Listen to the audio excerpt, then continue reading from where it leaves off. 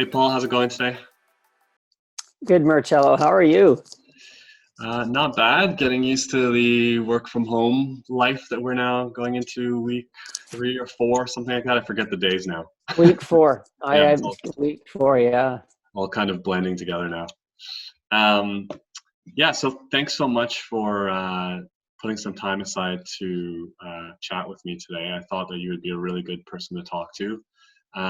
Before I give too much away, I'll just ask you to do a quick introduction of yourself, a little bit about your background, who you are, and the company that you work for and lead, basically. Great. I'm Paul Lockhard. I'm the president and CEO of Color. Color is we call it a creative digital agency, and we have we've been around. Well, Color had a previous name, but our agency's been around for 42 years, and Color in its current incarnation has been around 15 years. Wow. And we're a very digitally forward agency that helps clients with media and with content, really. Yeah, so it must be, I mean, you guys must see some pretty big changes with your clients and I guess, with yourselves as well being in the digital space. Like, what are you kind of seeing out there right now? Like, what challenges are people facing? Well, I mean, you're right. What we're all facing is this planning and uncertainty, which is, I say the really, really, and notwithstanding the health side is terrible, but the really interesting thing from a business side is that every business is doing planning right now. Everyone. This never happened before, and unlikely will ever happen again. And the planning can be, hey, I'm tossing the keys. I'm a two-person restaurateur. I'm done. To I'm a lot of the pharma companies are like, well, we're just gonna not say anything until we figure out what our role is and what we're going to say, because we're both a business and we're tied to the health side. So in that sense, there's this whole range of planning that's going on, and that's an opportunity. And I think as an agency partner, that's always your job. I always said there's two things an agency needs to do. That the foundation is, one is know my business, and the second is lead me. And Yeah, this is a time to help lead, which is bring me ideas, bring me thinking that will help me, because I'm really close to my business. So we're seeing that clients are as uncertain as us and very appreciative that we're thinking about their business. And so we created a bit of a framework to have that discussion and help them talk through that, whether they choose to do some or more work with us, which some have, or others who are like, hey, thanks very much. That will help us do what we need to do on our own. that's a great idea. So do you kind of lead your clients through that framework, or are you kind of kicking it over and saying like, hey, listen, we developed this to kind of think through some of the problems that you're facing, and if you want to continue to talking about those challenges, then we're all ears. Yeah, well, what we've done is we've reached out to all of our clients and said, it's one, hey, how are you doing? Hope you're okay. And then the second part is we've been thinking about your business. We have a framework, and we'd Mhm. like to walk you through it if you have some time. Yeah. And I would say that, probably, I'm going to say half have taken us up on the offer to have the discussion. Some say, I got to stop doing everything. Or the others are saying, I'm so busy, I couldn't hold another thought in my head. Thank you very much. Maybe we'll talk later. And it's actually worked out really well. The feedback has been very positive.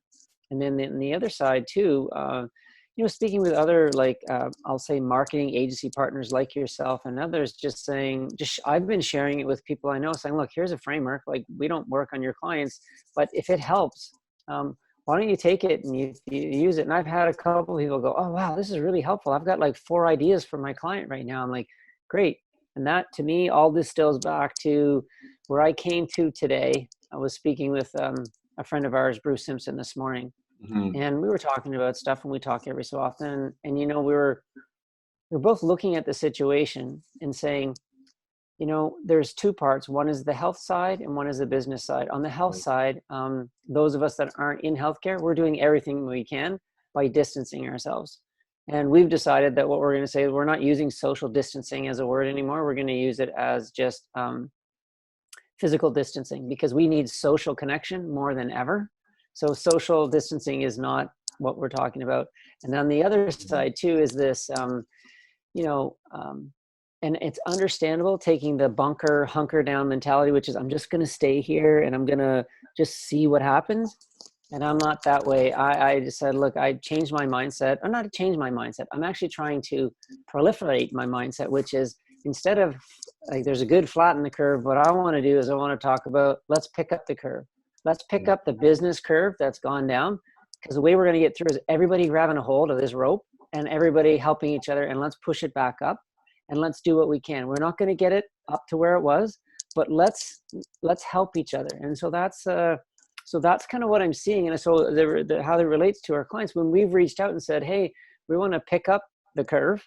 We weren't calling it that, but we are now, is let's help each other. And so that's what's happening. And we're getting some good feedback.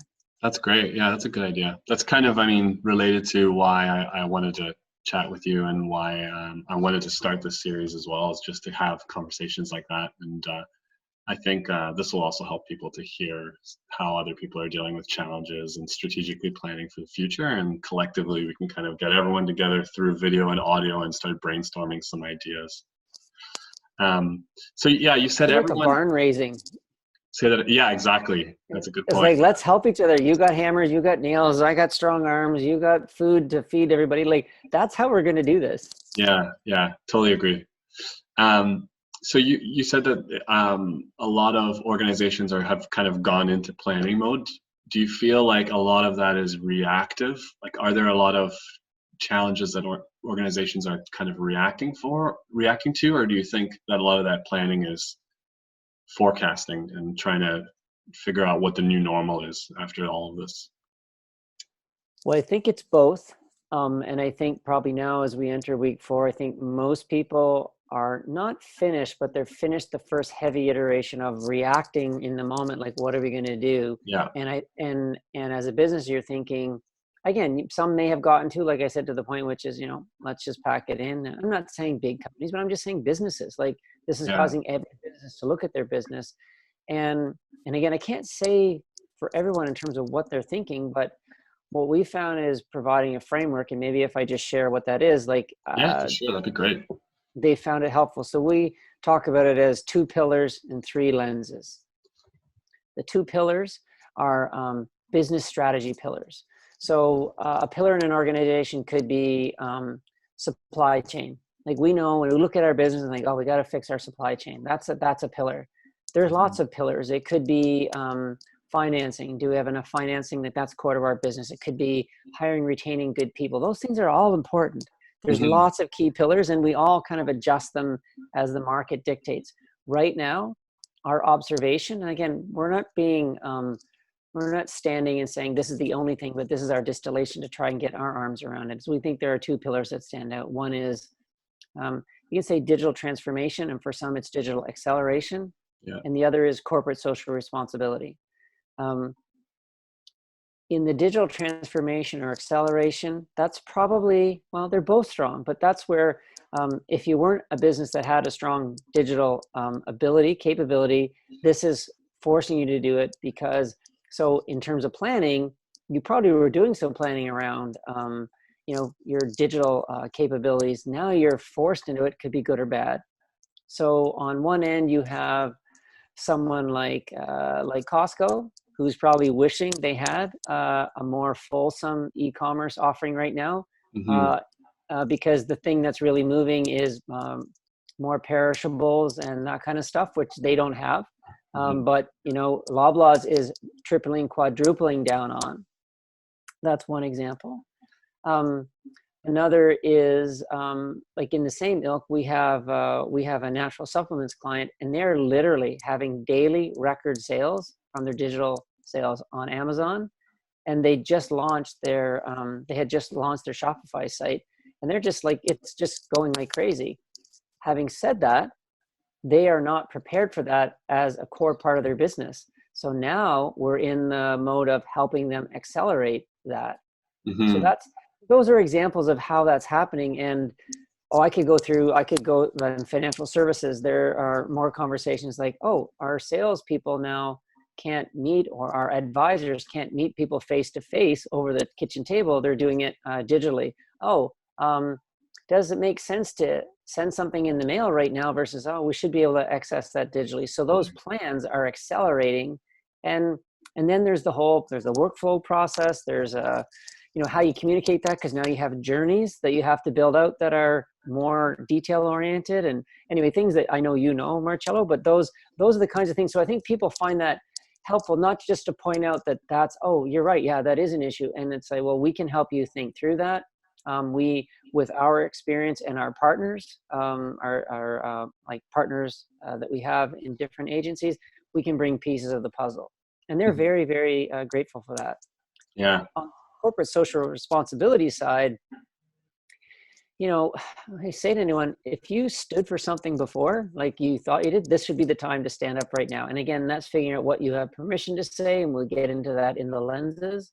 But if you stood for something, like, this would be the time to show that that's what you stand for. Mm-hmm. So in the travel space, was talking with another company, and their clients are destination marketing organization. So a DMO is the city of Toronto, the city of New York, the Okanagan. Those are destination marketing organizations. Well, they've been hit really, really hard. Yeah. A few of them are deciding that they actually want to step up. And so they've said, this is going to be a time for us to be really ready when things come back to transform our business. And one of the things we talked to them about was, if you are, I'm going to say you are the group that promotes Toronto as a destination, you've always been promoting what's great about Toronto because you're getting people to want to come here and visit. You still have that role. You still have that right to say, hey, there are actually stories about Toronto, our resilience, and what we're doing as a city. You could actually lead that. And they were like, my goodness, you're right. Like, and I'd said, think about, like, so that's the social responsibility side, is actually to stand up and say, we were always about promoting what's good about us. Now, why don't we show what's really good, which is the heart of the people and our resilience? Because it's not that's what people care about. And they were like, wow, that's really helpful. Thank you very much. So those are, there are other examples, but those are a couple of examples that we've experienced so far. Yeah, that's really cool. And then, so those are the two pillars. And then what are the lenses? How do the lenses kind of So the lenses are more about when you go to communicate. We just talked about what you have really permission to say. And again, we're not saying that ours is the only way to look at it, but we've broken it into three lenses. On the one end, the one lens we're calling escapism, which is, do you have permission to help people just lighten the mood, get away from things? It could be having fun with kids, or it could be just, entertainment, whatever it is. That's one lens. The middle lens we would call wellness, which is mental wellness and physical wellness. Mm-hmm. Like, do you have permission to speak there? And on the other one, and this is very broad, and so is the middle one. This one's very broad, which we just basically call functional benefits of your service or product. Like, how good a job are you doing letting people know that I can actually still get my brake work done at the brake and muffler shop? Like, do I even know when you're open? Like, that you have permission to talk in that area. Can I access my benefits plan when it was all done via fax or whatever? Like, what are we doing now? Yeah. So it's thinking about what of those lenses do you have permission and would be best for you to speak about? And you can kind of see pretty quickly that it gives people a framework to start thinking about it. And our job is to work with them and say, look, you have some ideas, we have some ideas. This is a way to frame it so that it doesn't feel, when we go back to our original part of our conversation, that everything is upside down. It's like, yeah, it is. But somehow when things get turned upside down, we figure out a way to gradually turn things back around so it's more stable. And we hope that if we can help them do it, whether they can help themselves or whether we talk to another an agency partner or someone else who can help someone else, then again, grab the curve and let's try and raise it up. Yeah, that's great. I think that framework is really useful for helping to kind of decide how and when and what you're going to communicate during this time, because it's definitely I think people are starting to ease into it a bit more now and understand and have a bit of strategy around how and where they're communicating, but it's definitely still fairly uncharted waters. Well, and I'd say too is that the window that you have, it isn't like a 2-week window. Think of it as people have, I'm going to say 3 to 4 months Like it's the old, is the glass half full or half empty? And again, it's half full if you have the appetite and you're capitalized well enough to do it. I'd say to anyone, Yeah. you should then act now. You will never have a better time. Like digital adoption, if you took it across, whether it's access to information, if you look at just the volume of increase of people online, what they're just consuming, like it's beyond anything we've ever seen. E-commerce, ordering groceries, like grandmas are paying bills online that they've never done before. You will never have a time where adoption is so high. So on the other side of that, the expectation is going to be high coming out. So what are you doing now so that you are ready on the other side? So yeah, that's great. That's a really good point. And I think even for like internal employee applications and systems, like exactly, you're never going to get the same adoption response as the scenario we're in right now. So even deploying anything strategic that's supposed to help with efficiency, that's web-based or application-based or whatever, it's like now is the time to start experimenting with that stuff for sure. well, and then as you guys specialize in that customer experience, that's the most challenging part, because what we're talking about is we're changing their experience, right? It was more analog, a little bit digital. Now you're literally pushed from behind into, it's pretty much all digital. Yeah. And it's like, well, am I going to get that experience wrong? I'd say, and I don't want to pick on anyone, but, Canadian Tire is having a tough time right now. I'm not sure if you're following it, but they have struggled for a while to get what I think would be, they're balancing two things, which is how do I support a physical retail environment with independent business owners? We don't control the whole chain. Right. And then how do I introduce an e-commerce approach that meets consumers' needs? And they're just having challenges right now because when the pressure is on the system, it looks a little broken. It's not completely broken, but my guess is that they're probably, maybe having even a more receptive ear from their dealers that own the franchisees to say, this is what we've been talking about. We've been kind of stuck. Maybe this situation allows us to move a little faster and a little more cohesively. That's that's an outside observation. I don't have any inside information that says that's the case. Yeah, I feel like a lot of those organizations are, it's definitely a bit of a challenging time, because even though you're forced into the kind of new digital space and adoption is high, it's also so challenging to move and change something that big. But then you also have the urgency of, well, we have to do it as quickly as possible because now's the time. So I totally see how those organizations of that size, I should say, are probably feeling the heat a bit right now. Yeah. Like, so when you say is planning going on, is it for the current moment or is it for the future? Like, I use them as an example. It would be both, which is, we need to, with what we have, we need to figure out how to make it more seamless for the customer. And then we actually need to think about how we're going to be better in 4 or 5 months when, everyone just expects us to have a better, in their case, an e-commerce solution, but it probably relates to training inside this, like everything like that. It's a whole. And customer expectations or audience expectations are high because there's so many good, well-designed, thoughtful applications out there. So it's kind of a double-edged sword because you have to do it, but also, is there enough time to put in all the strategy behind the actual user experience? And are you building something that you can actually, if you're not spending that time now, then you can start to scale it up as you start to get a little bit more time to say, okay, now we can be a bit more strategic instead of just reacting, basically. Yeah, and working with companies like you guys and others, and we all have. That's why I say we all have part of the answer. Mm-hmm. And I think the answer for clients is you don't have to eat the turkey all at once, but let's just break it into phases, right? Like you're right. Yes, I wish it wasn't this way right now, or I wish I was totally prepared. Well, you're not, but it doesn't mean that it's the end of the earth. Let's figure out phase 1, phase 2, phase 3, the most important things first. And some of that is going to be in the digital space, to your point, if you can't do all the thinking and planning, it's really hard to actually do the development the way that you would like it to. But you just stop. It's like, well, how could we improve what we're doing? And that's usually going to be same tools and equipment, just the process maybe a little bit more refined. And then you take that and you think, it's like releasing software. Well, what will the next iteration be? let's get that done. And what will the next iteration be? And you have to look at it as in 12 months, 18 months, I'm probably where I wanted to be. And the truth is, if you actually take this time, it probably would have taken you 5 years to get there, and you'll do it in a year and a half. Yeah, totally. And that approach of iterating and versioning releases, I mean, you're going to have something more accurate in the long run, anyways, instead of just kind of like deploying something a year from now and letting the market change the way it does, and deploying something that maybe is not even relevant anymore. Correct. Super interesting. How do you, like, speaking of the future?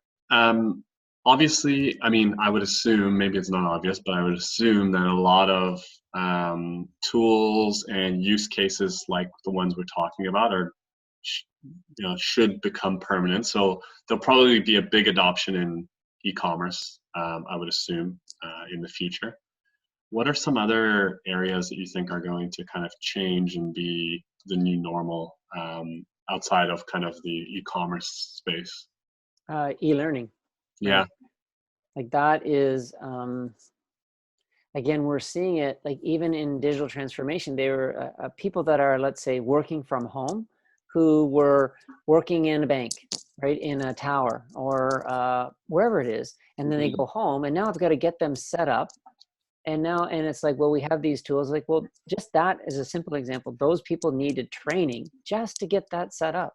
Yeah. Then if you think about the customer experience changing, well, how do we now equip our people with the skills to understand that journey, as opposed to, well, sorry, ma'am, I don't really understand what you're saying here or how that works. You're like, holy cow. Like, so that e-learning, and even you think of schooling, whether it's post-secondary education, like anyone who was doing training. Now, if you're going to be a pipe fitter, or an electrician, you can only do so much book learning, right? And eventually you have to actually do it.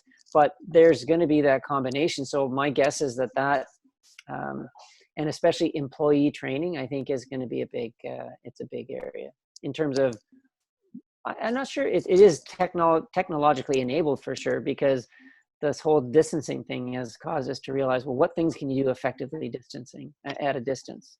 One other thing I've noticed is in events. So you probably, whether it was the Adobe Summit or whatever, the things are getting moved online, and it's not that bad. Like it's totally. It's definitely a different way.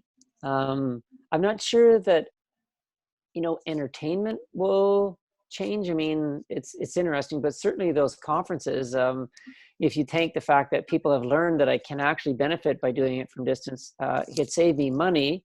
And I also, if you have add in a still probably a residual fear factor in traveling, like, do I want to go to that conference in wherever? Those things are probably going to drive us to figure out how to do events differently and still have some engagement. We still need to get together as people. Yeah, I just think that there will be a hybrid that will come out of this. Yeah, it's been kind of interesting too when you speak about entertainment. I think of the music industry and how it's been interesting to me to see this shift in online festivals and events and concerts, and it's a super interesting experiment. I wonder whether that is going to be something that continues to be an option for people. I've heard some really interesting discussions about partnerships and maybe extending, like Uber for instance, extending a white label service to festivals so you can have a curated experience at home. There's been some really cool experiments going on in that industry. I agree. Like I think it's analogous to ebooks, right? When ebooks came out, they're like, oh, there's going to be no paperback books. There's no printed books anymore. And I'm like, for a while, it looked like that. And then it reaches its level. There's this, digital humanity. There's a combination of, it's like the Borg. I don't know if anyone follows Star Trek, but it's kind of part human, part machine, right? And that's digital humanity, is that it's even a discussion in AI right now. Is AI going to take over? It's like, well, this is the first step of that, which is this combination of, and I think, you mentioned it can be in music, there will be a hybrid model. Some will be maybe some things, I'm not saying entertainment, but some things might be 80% digital and 20% in human contact or whatever. Other things like maybe music would be 20% digital and 80% live, whereas before it was 99% live and 1% digital. I mean, the event thing, not sharing music in that, like, but the live event part of it. Like, I'm sure it makes you think, like, what could be done. And the truth too, in that area, in terms of entertainment, we were talking about this as a group the other day. When you shrink the canvas, it actually creates creativity. Like when you say, you've just got to do this, if you talk to a chef or a painter or a musician, you have 30 minutes, you have this one topic, go. And it ignites a certain type of creativity. And I think that being forced into this, distancing, digitally driven box, I think what you're seeing too is you're seeing these very creative things that maybe were there, but I'll bet you that, I don't know if it's half, I've been spurred by the fact that my box is a little smaller in terms of my creative space, but that actually is making me think about things that I wouldn't have thought of when I had the whole playing field as an option. Yeah, totally. And putting a little bit of pressure as well to actually start creating and thinking outside the box and solutioning your own challenges. Yeah. What's really interesting is just these conversations like you and I are having, and like what I love about this circumstance, and which is really weird, is I love how much people are communicating. And how open people are to sharing from work and even personal life. People are sharing, like, here's how I got my parents set up to do an exercise class remotely because they were going out and now they can't do that, but they need it. And I'm like, and they're saying, well, this is what I did. And it's a bit like what moms do, new moms do, like, oh, this is what I did. And this is how you find this service, and it's happening. So I don't know, maybe it's just the lens because I want to see that kind of stuff, but I'm very heartened by when I see people helping each other that way. Yeah, no, I totally agree. I think that there's definitely a common thread happening. There's a lot of really cool little experiments going on and people trying to come up with solutions, creative solutions. How has transitioning to work from home and remote teams been for you guys?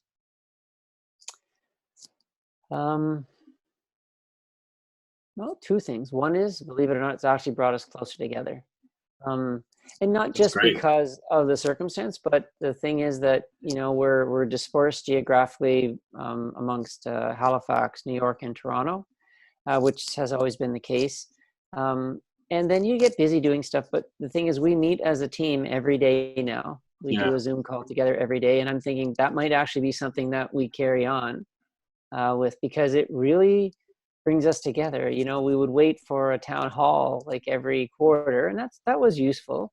But I don't know, I think that connection is it's showing that's important, and people, I think, are enjoying it and even and finding it helpful. On the other side, as far as doing work, I've been just really impressed with how people are like, and I'm not sure, I think it's because they can focus, because you don't have anything else that you can do really. Once you've watched everything you can watch on Netflix or Prime or whatever, you're like, what? I read a book, and people want to do something, so they're getting at things.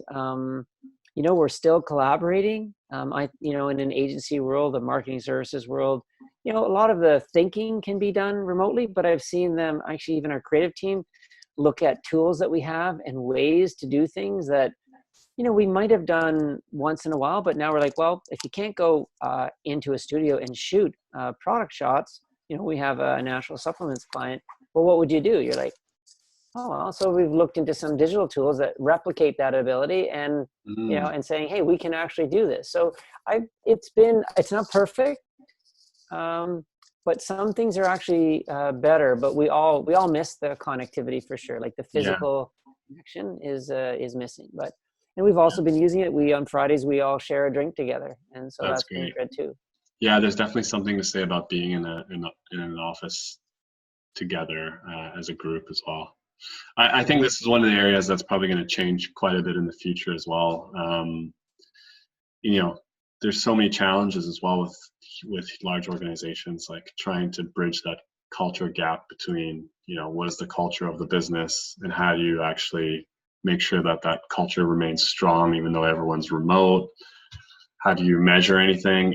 If you're an organization that measures KPIs, things like that, I think there's going to be probably quite a bit of innovation happening on the process and culture side that I think will be permanent changes after this.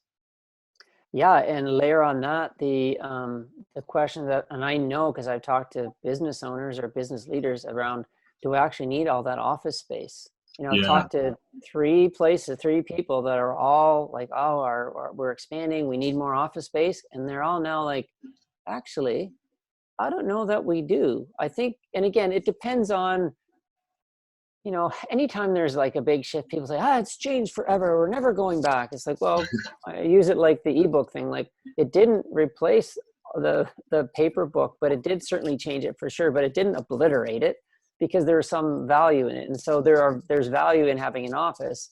And I think depending on your role, depending on your personality type, depending on how productive you feel you are in different environments, it seems though, again, if I go back to that hybrid, I think there'll probably be a combination. Maybe there's more hoteling where you come into the office, you know, a few days a week, and then you work from home because it's proven that it can work. And as far as your point about metrics, it comes down to like, are we getting the work done? And if someone says, I can't do it, I'm at home because my three kids are here and it's just not, I can't have a good environment. You're like, well, then I guess you need to be in the office. Where another role might be like, no, I'm totally good coming into the office once a week or once every 2 weeks. I don't know what it's going to be, but the net effect would be we're going to be better at being hybrid, working face-to-face and remotely. And we're probably going to question how much office space we need. yeah, totally. That's kind of a common thread I'm hearing as well across a lot of these discussions is, you know, reevaluating that footprint and how much investment it costs to keep that footprint, and kind of changing the idea of what an office is into maybe more something more collaborative with hoteling stations, things like that. Well, and I think too, we've you know, as business overall, you know, there've been things like what is it?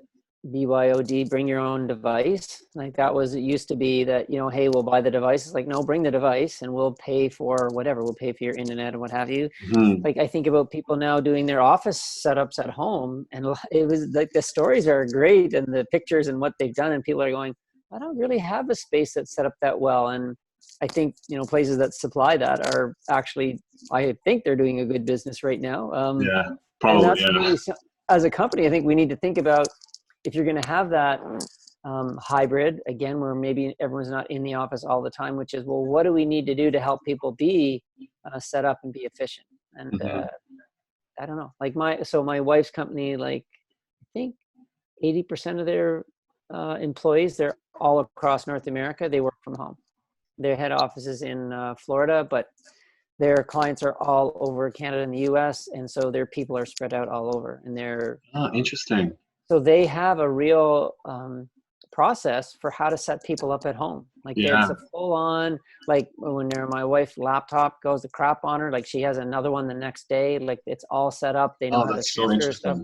They have security set up. So when they log into sensitive information, because she works in the healthcare space, they have that figured out. So I'm like, that's like they were ready. And I look at them and think, well, we could learn from them. Yeah, totally. That's like, you know, you're in like the top 10% of companies in terms of how prepared you are for remote work.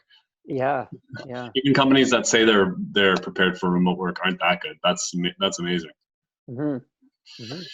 Cool. Well, I know you've got a super busy day, so I won't take any more of your time, but thank you so much for having this conversation. I think there's a ton of really good insights here. And like you said, you know, we're all kind of helping lift up the, how did you lift the curve? Yeah, exactly.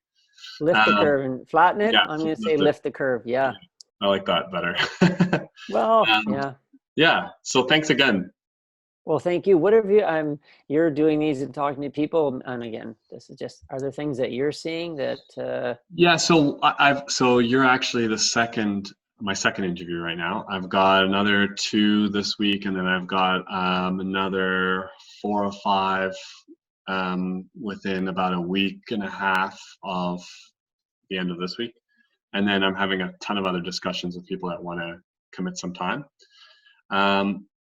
So I think one of the things that has been a common thread is is just the challenge of remote work, and how do you kind of bridge that cultural gap between an organization of a certain size and then making sure that that culture is still kept in place when people are working remotely, and then also KPIs, like what do you even measure at this time, like what's appropriate to measure. And I had a really interesting conversation with this guy named Greg Dixon, who's the business director for the director of business development, for Sentient HR, which is an organization that's part of a holding group that's purely focused on childcare.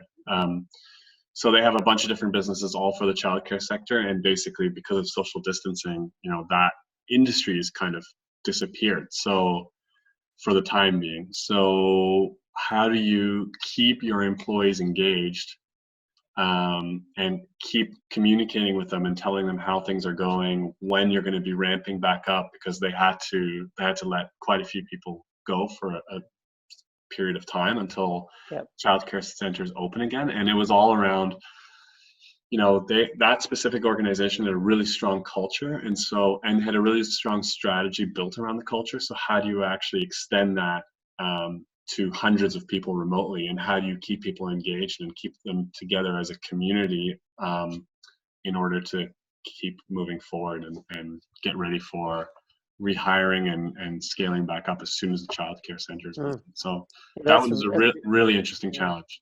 Yeah, that's really interesting, because you're right. There are businesses that they know will come back because people are going to need childcare. Yeah.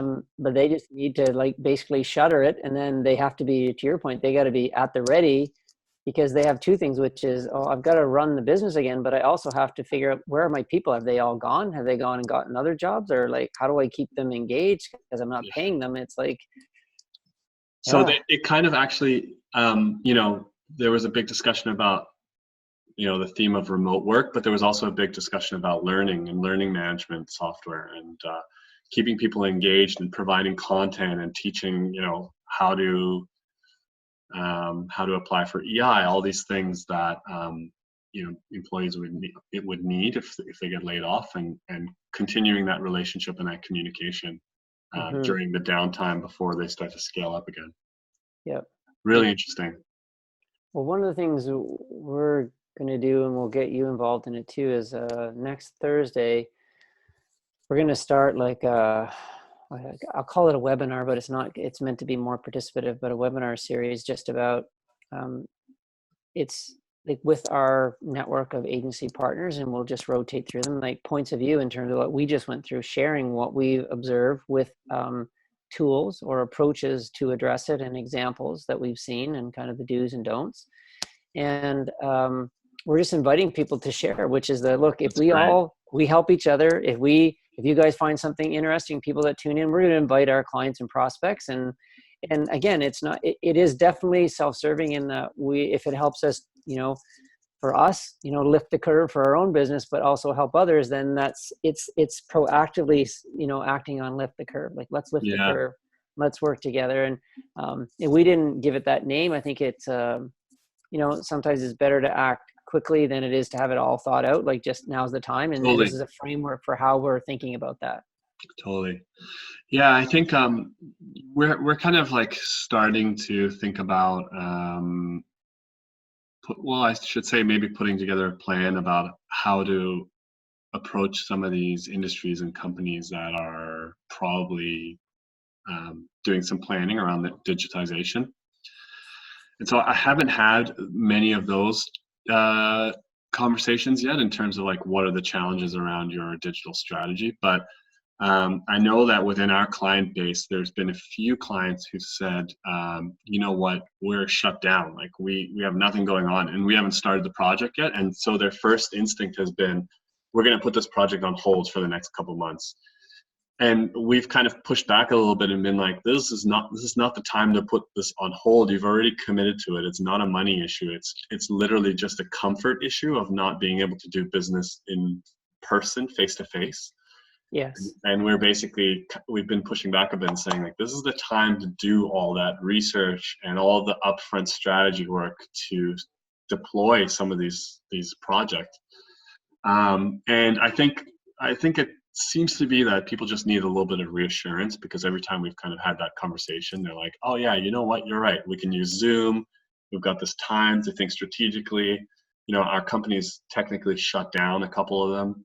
So they actually have a little bit more time to think about this stuff strategically. But the first reaction has really been like, oh, we need to pause everything. Like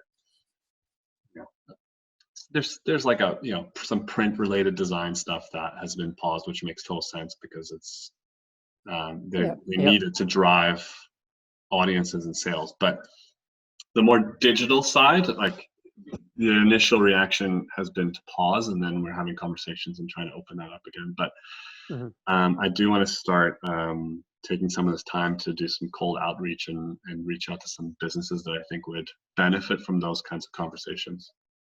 Well, and I think what you're doing here, like these interviews and just putting this together, creating the content, I think it's going to help you. I think it's like you're doing what you can, and it's interesting to you, and you're not just sitting there waiting. You're like, oh, I'm curious, and then you're also, I'm going to put this together and share it with people, and I'm sure people will find it helpful. Yeah, and it started with me just having these conversations the very first week. I was like, what's happening? And it was just, there were so many interesting challenges and interesting conversations that I was like, it would be amazing to have a record of this for the future, just like a period of time where everyone was planning and doing all these interesting things, and just get some different perspectives from different industries, roles, people. Like, so that was kind of where the idea came from. It'll be neat to play it back in a year and a half or 2 years and say, were we right? Were we wrong? Or like, you probably laugh your head off. It's like, oh God, you didn't understand it at all. But or like nothing's changed at all. All these ideas that we have. So thank you again. That was really awesome. I really appreciate it. And I will, once we edit it and do a bit of cutting and pasting back together, I'll share with you the final version, and we can launch it. And great. And I'll keep you up to date on the 14th of April. That's when we're going to have this series that you can just, if you want to even just be just watch or whatever. And then and I know that Ruth and I have been talking about getting you guys involved too. We're just trying to get something done quickly. And so we're going to. That sounds awesome. I'll definitely join. All right. Well, please say hi to Simon. I will, for sure. And anyone else in your circle that I know, but I'm glad you guys are sounds like you're okay. Say hi to everyone and enjoy your time up there. All right. Thank you very much. Thanks. Bye. Bye, Marcello.